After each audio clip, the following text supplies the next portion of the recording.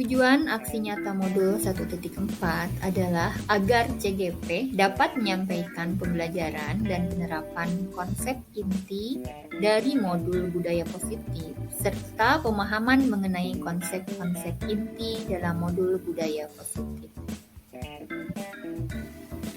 Pada aksi nyata modul 1.4 ini, kami melakukan 2 kegiatan, yaitu 1. Mengimplementasikan konsep-konsep inti dalam modul budaya positif di lingkungan kelas, dan yang kedua, membagikan pemahaman dan pengalaman dalam menerapkannya kepada rekan-rekan. Rangkaian 2 kegiatan tersebut kami sajikan dalam video berikut ini.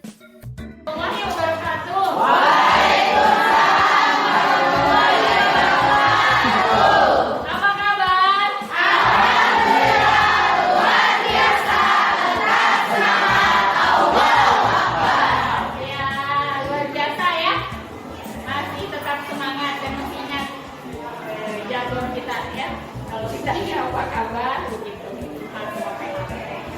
Nah, anak-anakku sekalian, sekarang ibu ada sesuatu yang ingin sampaikan. Pernah membuat kesepakatan kelas? Pernah membuat kesepakatan kelas dengan guru yang lain atau dengan wali kelas? Dengan Bu Pania ada kesepakatan kelas dengan Bu Pania ya. Nah, apa saja kesepakatan kelas? Yang pertama, jangan main HP lalai. Tas saja. Terus kedua, jangan makan tas belajar. Ya. Jangan makan. Terus jangan telat. Jangan telat masuk. Terus jangan telat mengumpulkan tugas. Jangan telat mengumpulkan tugas. Terus jangan tidur saat belajar. Jangan tidur. Terus ingat ya. Ambil. Jangan ngobrol. Ada nggak ini tulisannya di mana? Di buku, bukannya di buku kalian belajar. Jangan ngobrol dan lain-lainnya. Ya. Kenapa ini harus dibuat kesepakatan ini? Biar fokus belajarnya, Bu. Biar tertib. Supaya fokus dan tertib, Disiplin. disiplin. Berani. Hah? Hah? Berani. Poin mana yang membuat berani ya? Bertanggung jawab. Bertanggung jawab. Bertanggung jawab. Terus Iya.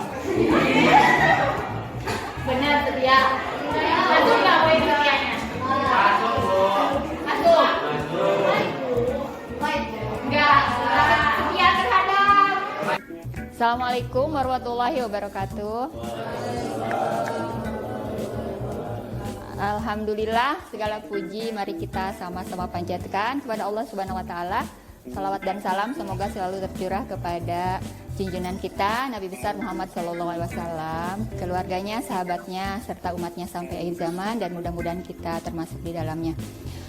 Sebelumnya saya ucapkan banyak terima kasih sebanyak-banyaknya, setinggi-tingginya, sedalam-dalamnya atas kehadiran Bapak Ibu semua di ruangan ini. Insya Allah hari ini Kamis 17 November 2022 kami, ya saya bersama Pak Erif akan mengadakan sharing gitu ya, atau imbas gitu ya, imbas tentang materi-materi yang kami pelajari di Guru Penggerak. Ini merupakan salah satu program dari pembelajaran Guru Penggerak modul 1.4, di mana kami harus menyampaikan gitu ya, berbagi kebahagiaan berbagi wawasan gitu ya. Karena terus terang gitu ya. Ini jujur ya dari hati yang paling dalam. Sebenarnya mungkin ya, yang sebenarnya kami rasakan. Begitu kalau saya ngobrol dengan Pak Erik, nggak tahu tapi bahwa program guru penggerak ini sangat bagus sekali gitu ya, sangat baik sekali. Kalau kami sudah menjalaninya gitu ya dengan materi-materi yang begitu mempesona ya gitu, begitu bagus gitu ya, secara teori mah ideal sekali, dan kalau diterapkan Masya Allah itu akan membuat pokoknya Indonesia 2 tahun ke depan itu pasti jadi negara maju gitu ya, kalau itu diterapkan gitu ya gitu. Tapi kan persoalannya adalah kembali kepada diri kita semua gitu ya. Nah, salah satu yang memang sangat berkesan, ini materinya tuh panjang banget dan banyak gitu, yaitu tentang budaya positif di sekolah. Gitu. Awalnya saya juga pas mendengar judulnya budaya positif dikaitkan kebudayaan gitu ya. Tapi ternyata memang membahas hal yang sudah biasa kita lakukan sih sebenarnya gitu ya. Nah, salah satunya mungkin diawalinya ini. Ini satu modul satu judul ya dari 6 ya kalau nggak salah, 6 judul gitu ya. Salah satunya tentang teori motivasi, hukuman dan penghargaan serta restitusi. Nah, ini jadi untuk materi-materi ini bisa kita merefleksikan kita diri sendiri sebagai guru, juga bisa kita terapkan kepada murid kita gitu ya. Yang pertama ini kita membahas, jadi baik kita maupun murid ya, atau siapapun mungkin ya, seluruh manusia itu punya 3 motivasi untuk melakukan sesuatu. Yang pertama yaitu untuk menghindari ketidaknyamanan atau hukuman gitu ya. Mungkin kita juga dalam setiap tindakan kita bisa merefleksikan gitu ya, kita memikirkan. Yang pertama itu untuk menghindari ketidaknyamanan atau hukuman. Nah, pertanyaan yang muncul pasti ini, apa yang akan terjadi bila saya tidak melakukannya gitu ya. Itu mungkin hari ini mungkin ya itu datang ke sini aja misalnya, atau saya menjadi guru penggerak dulu gitu ya, motivasinya nggak tahu apa sih awalnya gitu. Mungkin menghindari ketidaknyamanan gitu. Yang kedua untuk mendapatkan imbalan atau penghargaan dari orang lain gitu. Mungkin kita datang ke sekolah itu kalau untuk penghargaan supaya kita mendapat penghargaan gitu ya ke sekolah pagi-pagi. Pertanyaannya, apa yang akan saya dapatkan apabila saya melakukannya? Dan yang ketiga, nah ini mungkin yang seharusnya gitu ya, yang seharusnya kita, yang menjadi idealisme kita, yaitu untuk menjadi orang yang mereka inginkan dan menghargai diri sendiri dengan nilai-nilai yang mereka percaya. Jadi untuk menjadi diri kita sendiri gitu ya, dengan nilai-nilai yang kita percaya. Maka pertanyaannya, akan menjadi orang seperti apa bila saya melakukannya? Nah, ini untuk yang ketiga itu merupakan motivasi internal, sedangkan yang pertama dan kedua adalah motivasi eksternal gitu, karena dari luar itu motivasinya.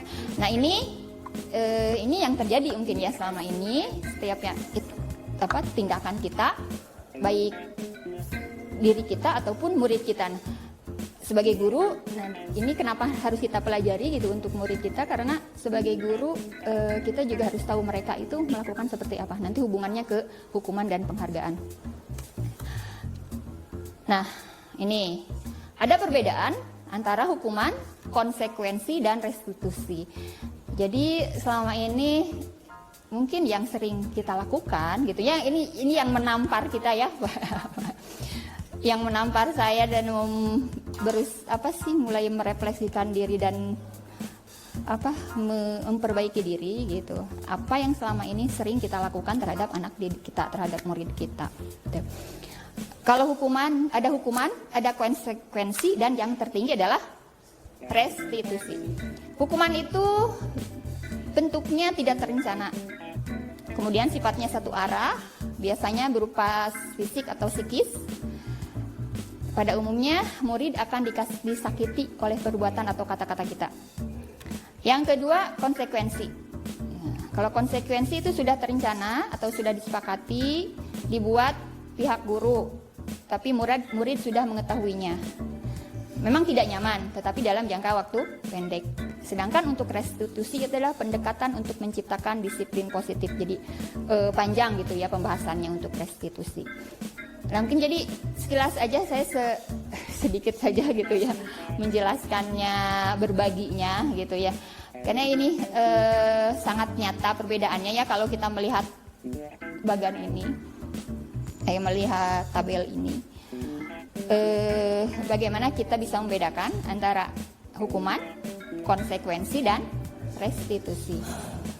Kalau hukuman itu sesuatu yang menyakitkan harus terjadi.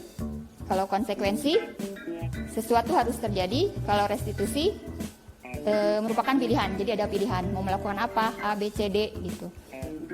Kemudian hukuman itu tidak nyaman untuk murid atau anak untuk jangka waktu panjang. Jadi lama. Konsekuensi tidak nyaman untuk murid atau anak untuk jangka waktu pendek. Sedangkan restitusi menguatkan untuk murid atau anak dalam jangka waktu panjang. Jadi lebih menguatkan. Kalau restitusi jadi berdasarkan keyakinan gitu ya. Oh, dia mengerti ini apa. Kalau konsekuensi kadang tidak mengerti tapi realistis lah, sesuai gitu. Kalau hukuman, korban mendapat keadilan. Kalau konsekuensi, korban bisa diabaikan. Kalau restitusi, korban mendapatkan ganti. Apa ya, jadi gimana ya maksudnya?